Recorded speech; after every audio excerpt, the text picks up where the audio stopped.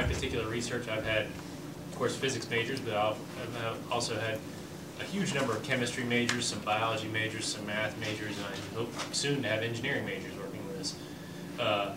Find a project, but don't feel like you're constrained to that little category that you've already put yourself into of the major you're in.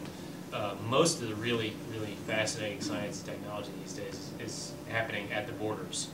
And feel free to jump across those borders. It's actually a very good place to do that. Someone asked me one time why I think undergraduate research is so important. And I replied that the best analogy I can think of is if I was teaching music students, I wouldn't dream of teaching music students and never letting them get on stage or touch an instrument. It just makes no sense whatsoever.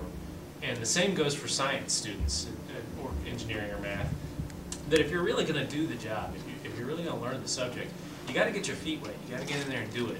And that's why undergraduate research has always been incredibly important in the sciences here. We are recognized around the country among people that follow these sort of things as a place that leads in this area. The average GPAs of students for the semester after having spent the summer doing research here is statistically significantly better than students who did not participate in summer research.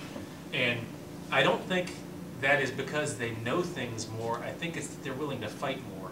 Once you're involved in undergraduate research, you start to see that the difficult problems are the ones you got to kind of dig your feet in and not give up on. And you also see why it's worth it. You start to see that when you see the light at the end of the tunnel, it may be a long tunnel, but the light can be pretty charming when you get there. This is a copy of the form that we would have to fill out when someone applies to med schools. It's our recommendation form. I just chose med school because I can get my hands on this one quickly. It's very similar to the ones we do for scholarships or for grad schools and things like that. And the thing I point out about this is when we evaluate students, on the first page there are 4 items here related to academic skills and background.